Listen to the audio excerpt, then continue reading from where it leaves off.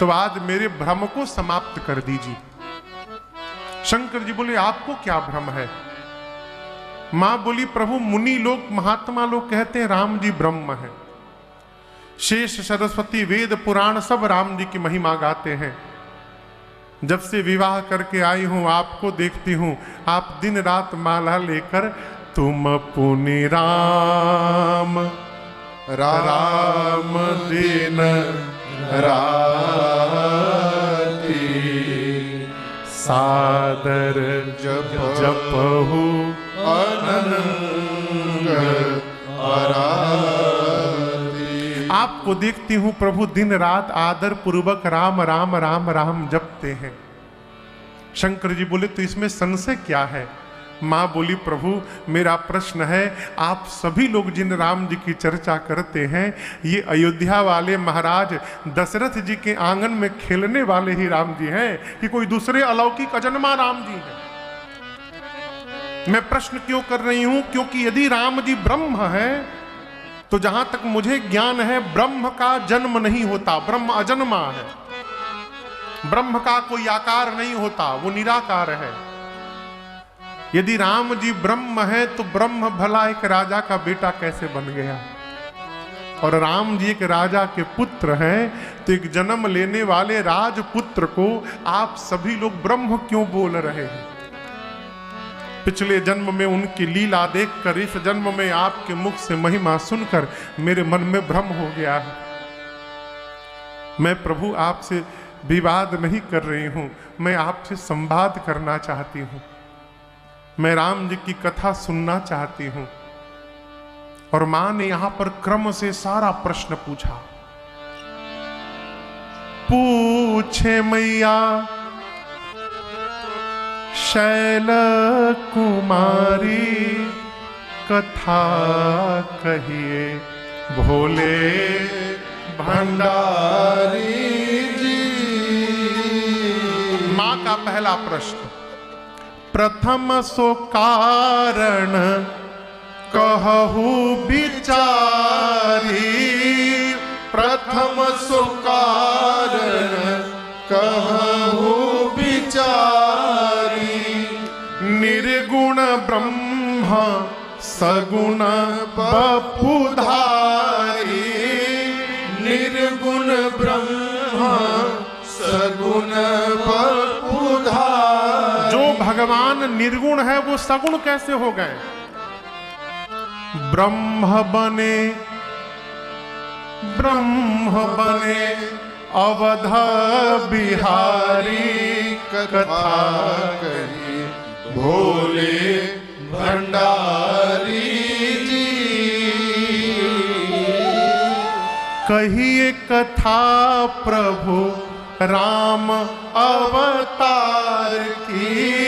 कहिए कथा प्रभु राम अवतार की। महाकाल कहिए बाल चरित उदार की।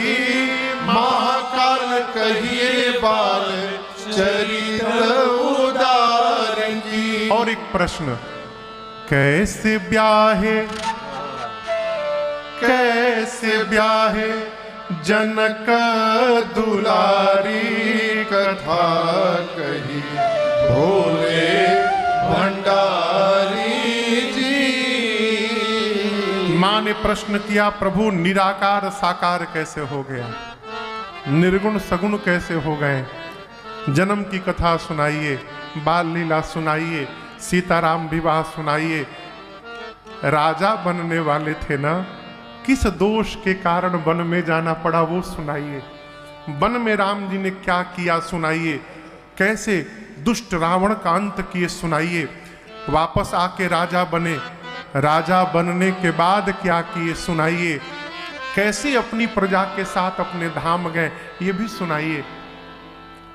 और एक बात कहना चाहती हूं, पूछने में छूट गया राजन से जो भी।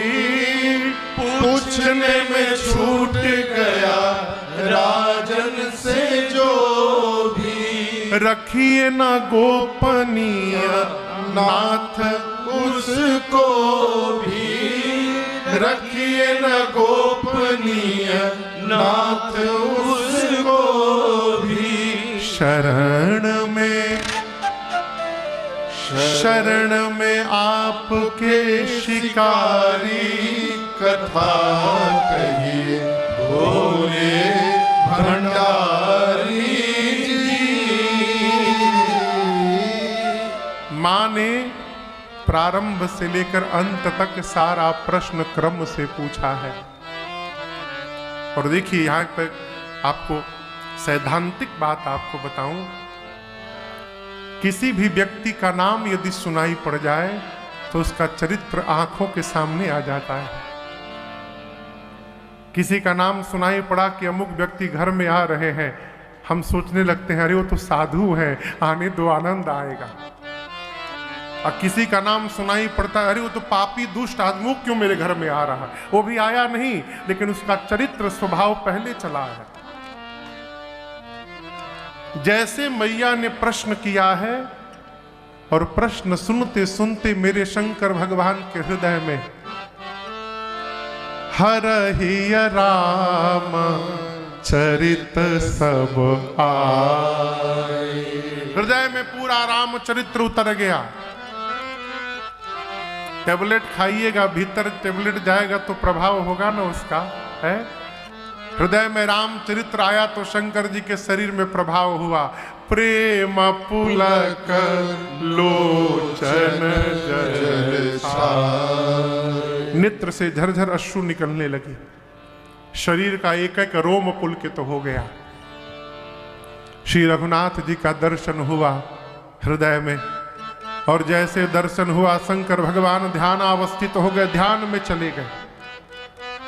कितने देर ध्यान रहे, बाबा कहते हैं मगन ध्यान रस दंड जुग पुनि मन बाहेर की, रघुपति चरित महेश तब हर्षित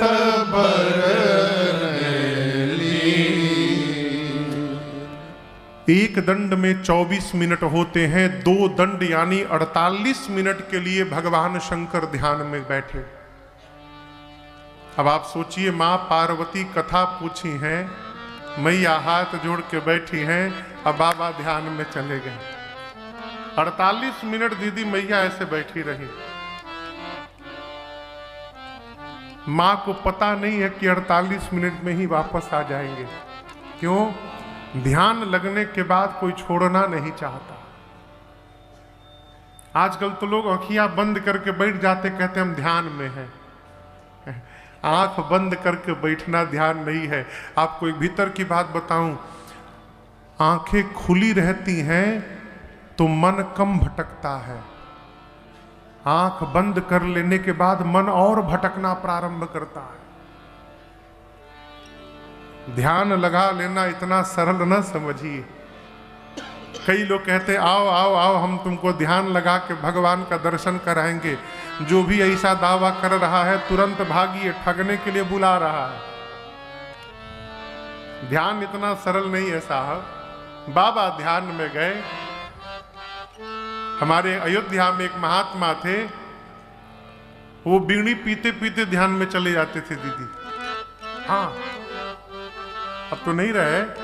यहाँ बीड़ी लगाते थे, यहाँ 2 उंगली के बीच में, तो ऐसे पीते हो, यहाँ पीते थे, यहाँ दबा लेते थे और खींचते थे एक बार जोर से। बीड़ी जल रही है,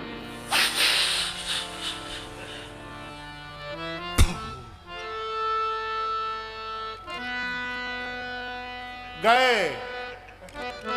कहाँ गए? ध्यान में। वो कैसे खींच के फुंकार मारे, फू। अब कहो 5 घंटा, 7 घंटा, 10 घंटा।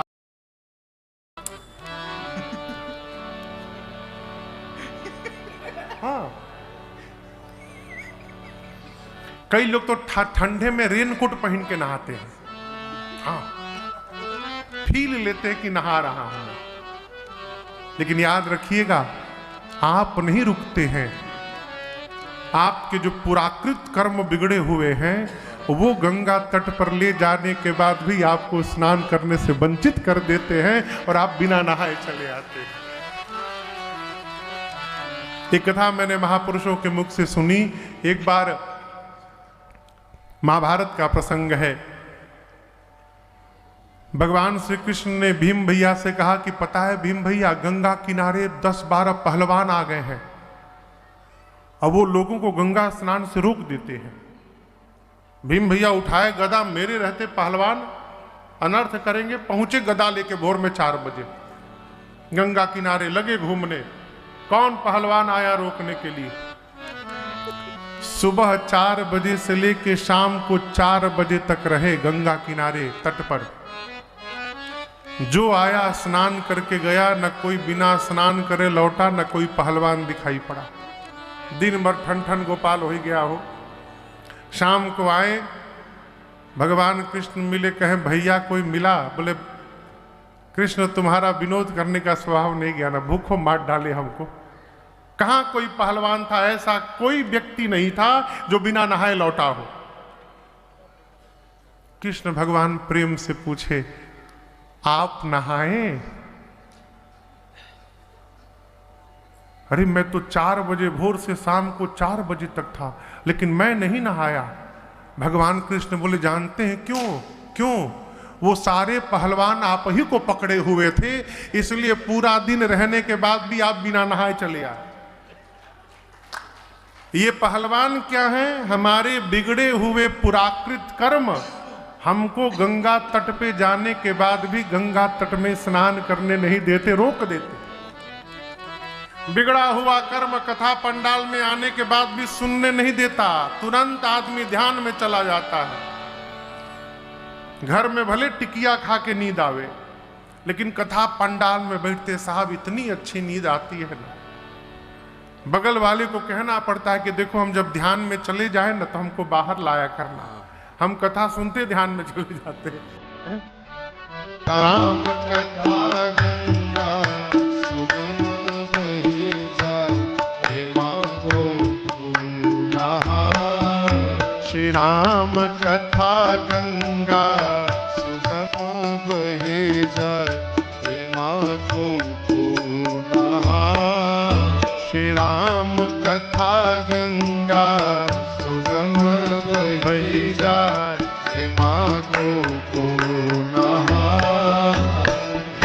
को नहाए बड़ भागी नहाए, को नहाए बड़ भागी नहाए, को नहाए बड़ भागी नहाए, को नहाए बड़ भागी नहाए। श्री राम कथा गंगा सुगम बही जाए, हे माधो नहा।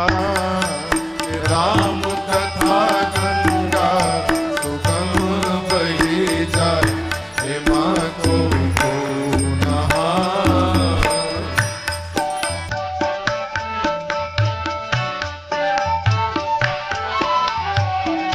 ब्रह्मा नहाए माँ विष्णु नहाए, ब्रह्मा नहाए माँ विष्णु नहाए। ब्रह्मा जी नहाए माँ विष्णु नहाए, ब्रह्मा नहाए माँ विष्णु नहाए। भोले बाबा नहाए अपन डमरू बजाए, हे नाचो को नहा। भोले बाबा नहाए अपन डमरू बजाए, हे नाचो को नहा।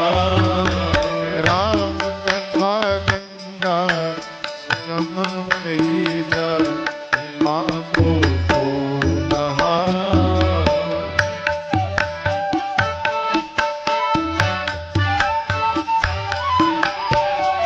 ध्रुव जी नहाए प्रहलाद जी नहाए, ध्रुव जी नहाए प्रहलाद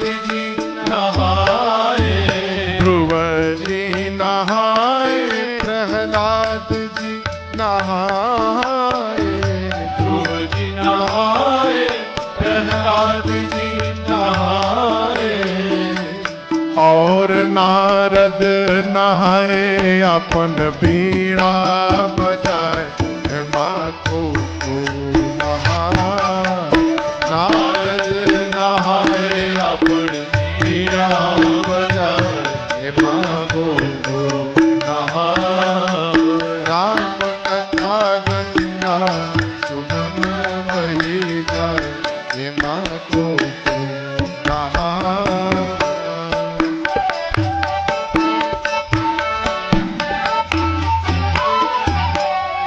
सूर जी नहाए कबीर जी नहाए सूर जी नहाए कबीर जी नहाए सूर जी नहाए कबीर जी नहाए सूर जी नहाए कबीर जी नहाए बाबा तुलसी नहाए राम कथवा सुनाए माँ को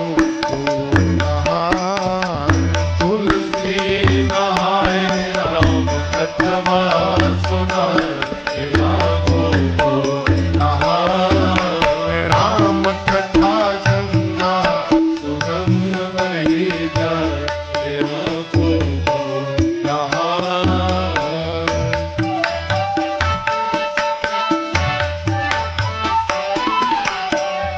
श्रोता नहाए साथी नहाए श्रोता नहाए साथी नहाए श्रोता नहाए आयोजक नहाए श्रोता नहाए आयोजक नहाए और राजन नहाए राम कथवा तु गाए माँ को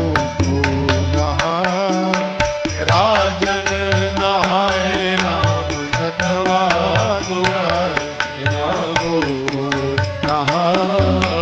राम कथा गंगा सुगम बही जाए माँ को राम कथा गंगा सुगम बही जाए माँ को नहाए माँ को नहाए माँ को नहाए राम कथा गंगा सुगम बही जाए हे माँ को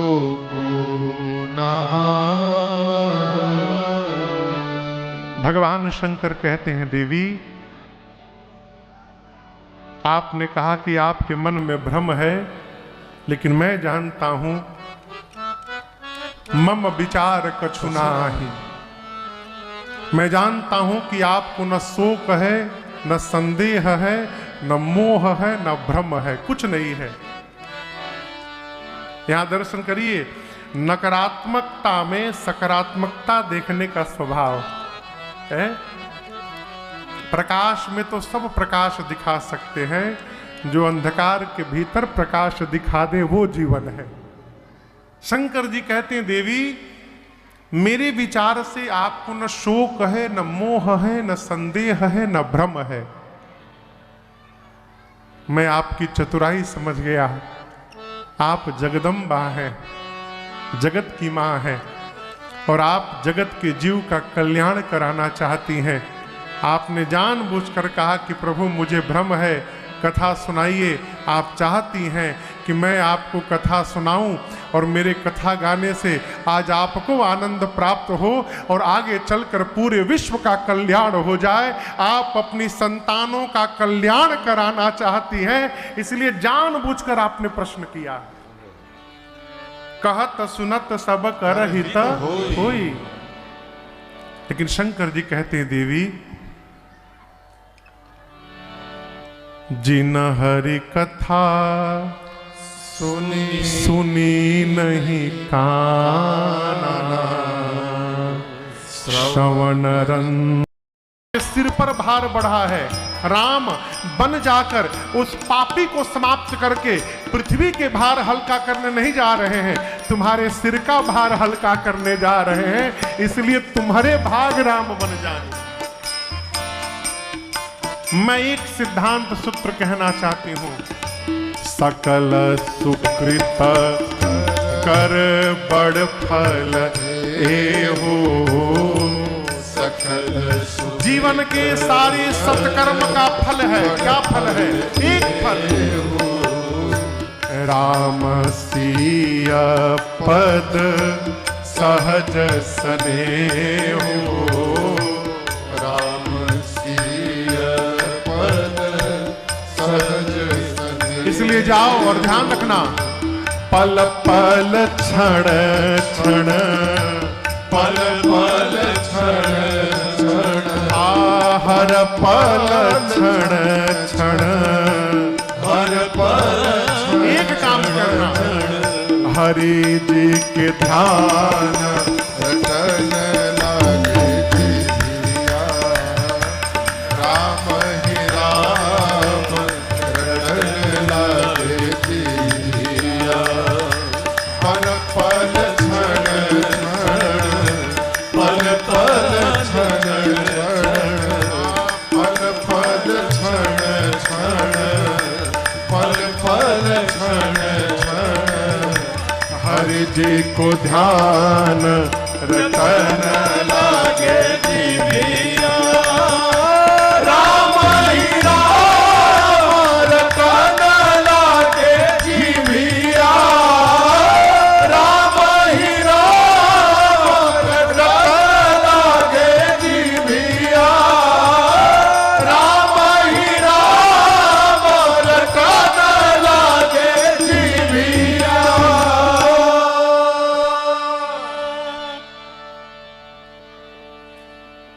हरे राम ही राम रटन लागे जिया। शंकर जी कहते हैं, देवी भगवान की लीला कैसी है? सुरहित दनुज विमोहन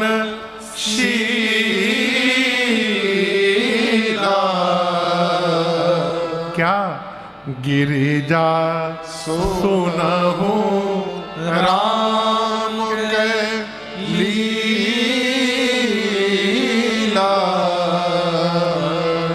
भगवान की एक ही कथा का एक्शन और रिएक्शन दोनों है।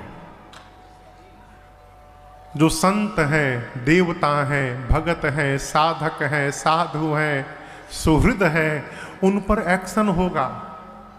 जो मोह में फंसे हैं, निशाचर हैं, दनुज हैं, उन पर रिएक्शन होगा। कहते हैं इस कथा को सुनने से सुरहित देवताओं का हित होगा, दनुज विमोहन शीला। दनुज दैत्य प्रवृत्ति के जीव को ये कथा फंसा देती है, भगत को तार देती है। शंकर जी कहते, देवी भगवान की कथा कामधेनु है, राम कथा सुरधेनु सम, केवल और केवल सेवत सब सुखदार। सेवा करिए, जीवन में कुछ भी प्राप्त कर सकते हैं। और याद रखिएगा, मानस का वाक्य है, राजन का वाक्य नहीं है। राजन का वाक्य होता तो असत्य भी हो सकता था, लेकिन ये मानस का वाक्य महादेव का वाक्य है, ये कभी असत्य होने वाला नहीं है। प्रयोग करके देखिए, भगवान की कथा कामधेनु है। जो मानस जी की सेवा करेगा, ये कथा उसके समस्त मनोकामनाओं को पूर्ण करेगी, ये विश्वास है। शंकर जी कहते हैं, देवी राम जी अनंत है, और उसी प्रकार उनकी कथा, कीर्ति, गुणगान ये भी अनंत है। परंतु आपने कथा पूछी है तो मैं आपको कथा अवश्य सुनाऊंगा। लेकिन एक बात आपसे कहूं, आपने ये कैसे कह दिया कि राम जी कोई और हैं? आपको पता है कौन कहता है? कहीं सुनहि अस अधम नर ग्रसेज मोह पिशाच जो पाखंडी हरिपद विमुख जे जानहि झूठ न साच।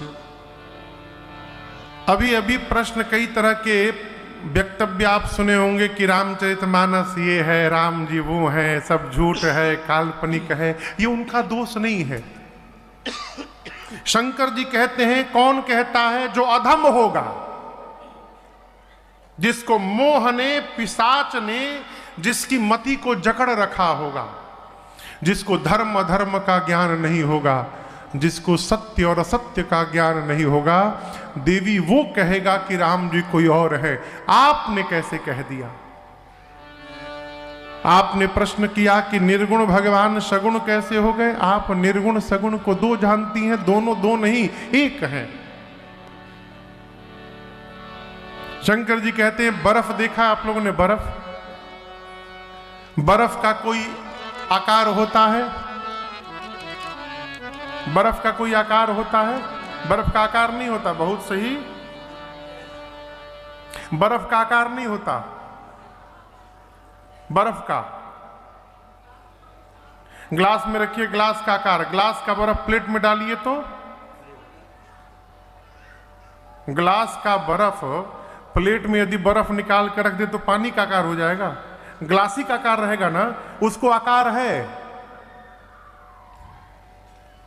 पानी का अपना कोई आकार नहीं होता। पानी को गिलास में रखिए, गिलास का आकार, गिलास का पानी कटोरी में डालिए, कटोरी का आकार, कटोरी का पानी प्लेट में डालिए, प्लेट का आकार। लेकिन वही पानी जब बर्फ बनता है तो उसको आकार मिल जाता है।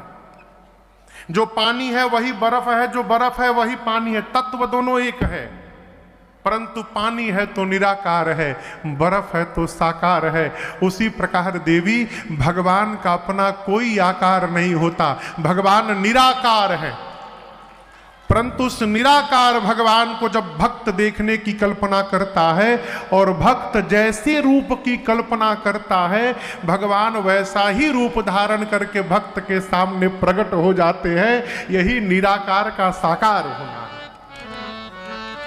वही भगवान कृष्ण बने, वही भगवान राम बने, वही भगवान वामन बने, वही नरसिंह बने, वही मत्स्य बने, वही कच्छप बने, वही हयग्रीव बने है? जिस रूप में जो चाहा दर्शन उसे मिला है। कोई बेटा बनाना चाहा, भगवान बेटा बन गए।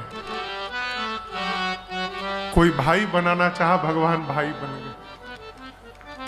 कोई शिष्य बनाना चाहा, भगवान शिष्य बन गए। हमारे श्री धाम अयोध्या में एक महात्मा थे, वो राम जी को अपना शिष्य मानते थे, चाचा जी। कभी कनक भवन मंदिर नहीं जाते थे, मंदिर नहीं जाते थे। कोई कहता था मंदिर क्यों नहीं जा रहे? तो वो मेरे शिष्य है राम, राजा बन के मुकुट लगा के बैठे हैं। गुरु जी आएंगे तो राम लला को संकोच होगा कि गुरु जी के सामने हम सिंहासन पर कैसे बैठे, मेरे शिष्य को संकोच न हो जाए, इसलिए वो मंदिर नहीं जाया करते। अपने कुटिया के कमरे में दिन भर रहते थे। एक राम जी की फोटो रखे थे, स्लेट लेके, छड़ी लेके उसी में चले जाते थे सुबह, और दिन भर राम जी को पढ़ाते थे। उसी स्लेट पर क से लेकर ज्ञ तक लिखते थे और कहते थे राम जी पढ़िए क। उनको लगता था कि राम जी नहीं पढ़ रहे हैं तो राम जी को छड़ी से डराते थे, मारूंगा। फिर लगता था कि छड़ी देख के राम जी रोने लगे हैं तो राम जी से अधिक वो रोते थे बैठ के, आप ही तो नहीं पढ़ रहे हैं, राम लला हमको आपको छड़ी दिखाना पड़ रहा है। ये दिन भर चलता था उनको। कहते एक बार कुछ महात्मा उनको बरबस पकड़ के मंदिर लेके गए। बोले तुम नकली साधु हो, जो भगवान का दर्शन न करो साधु है। जब कनक भवन की सीढ़ियों पर चढ़ने लगे ना, तो बाहर से ही चिल्लाने लगे, राम लला आप संकोच मत करिएगा, मैं आ नहीं रहा था, मुझे बरबस ये पकड़ के ला रहे हैं, आप बैठे रहिएगा जैसे है, संकोच मत करिएगा। और कहते हैं जैसे वो सरकार के सामने पहुंचे, कनक भवन सरकार के सिर पे जो मुकुट था, मुकुट अपने आप नीचे गिर गया वहीं पर, और सभी लोग महात्मा के चरणों में गिर गए, क्षमा करिए हमको। ये भाव है। भगवान तो तैयार बैठे हैं, आप जो चाहे वो बना लो।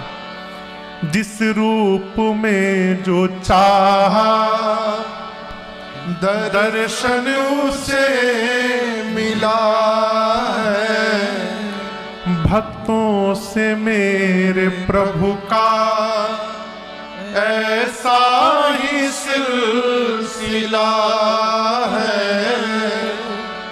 लोग पूछते कहाँ मिले? अरे कहाँ मिले मत पूछिए, कहाँ नहीं मिले।